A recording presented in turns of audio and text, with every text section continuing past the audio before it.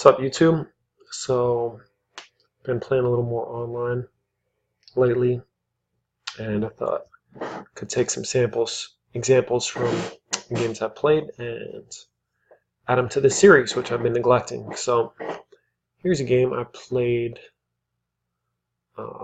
yesterday or the day before, I think yesterday, and yeah, um, White has just played C4, and I was starting to panic here. I'm like, I had a great game. Here we go again.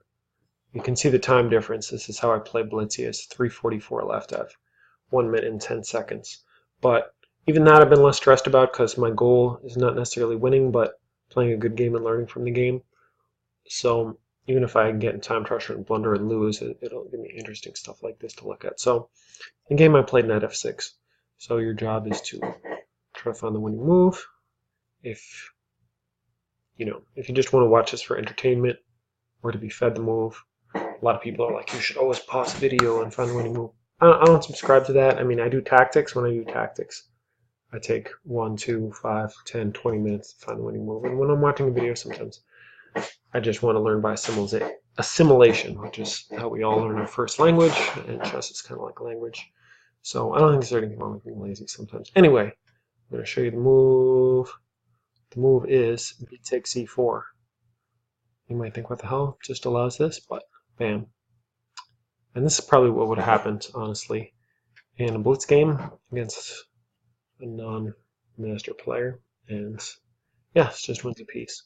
So don't want to get much deeper than that, but yeah, these cool little tactics.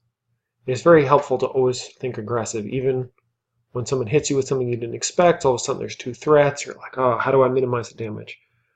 But always try to think about doing more than minimizing damage. So that's example 1. I'm going to show you one more. What's up, YouTube? So here we are again. This is 1001, what did I call it? Ideas. Stuff I missed in my games. Anyway, this is really interesting. This is breakthru theme. So yeah, I'm just gonna show you some of the variations rather than ask you to guess all the moves, because I just want to show this. It's interesting to me, and if I had to sit down and calculate everything, it would take a long time. But I'm just gonna kind of show you this as like a snack, tactical snack, something that'll stick in your brain. So I was messing around with this endgame. Eventually I did win because my opponent blundered. I mean, obviously White has pressure, but it also looks kind of locked up. How is White going to break in? But White does break in with typical breakthrough with b5, and so we put these variations behind in case you do want to calculate. And yeah, I'll just show you some lines. So first, c takes. Now, amazingly, this is plus 20 according to the engine, which you wouldn't guess, but I mean, at least I wouldn't guess. But the idea is just pure domination. You could say White's playing up a king, because White's king is just totally keeping Black stuck. We're just going to win the rook over here, so that doesn't need to be analyzed more than that. And if here, actually c7 wins, can't be taken because this pawn takes with check, winning the other rook. And yeah, Black is just pretty helpless. White can even just take and take this pawn. And yeah, this is a really nice domination theme. White's threatening back rank mate. And say if the rook moves, actually d7. And Black's pretty much in Zutzwang almost. Yeah, Black can really do nothing. So he just moves his pawn, takes here, and yeah, White's giving mate no matter what. Takes, take, get a rook, of course. And yeah, so let's go back and look at what if White takes with a pawn. Engine actually says White shouldn't take at all. Just play king d7. But now, yeah, it's odd that the brave White king is dominating the Black king, who actually has no moves.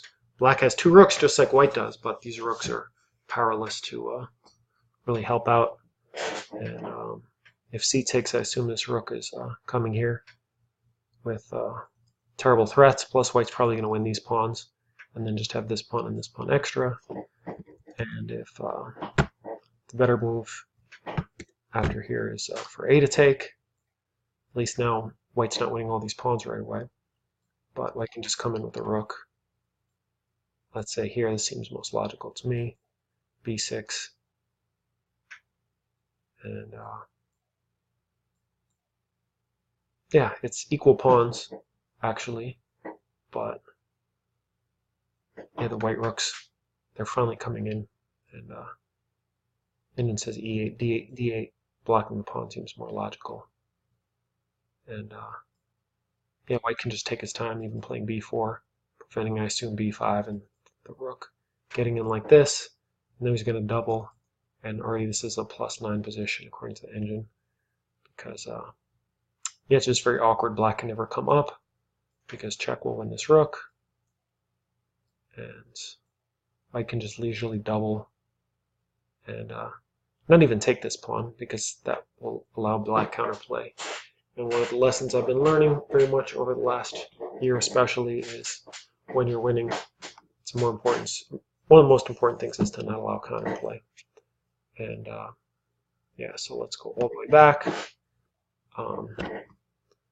So yeah, we looked at c takes, we looked at king d7, let's look at a takes, just entering, and the black king runs, you just start munching stuff.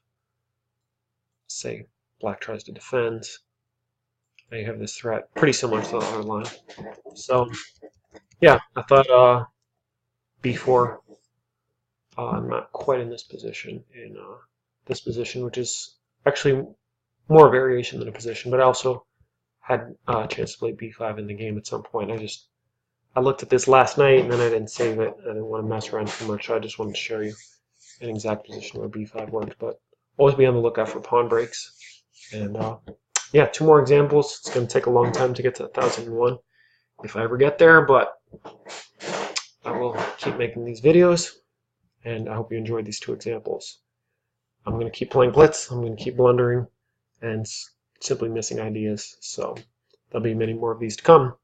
And I believe I've said this before, but I don't say it in every video.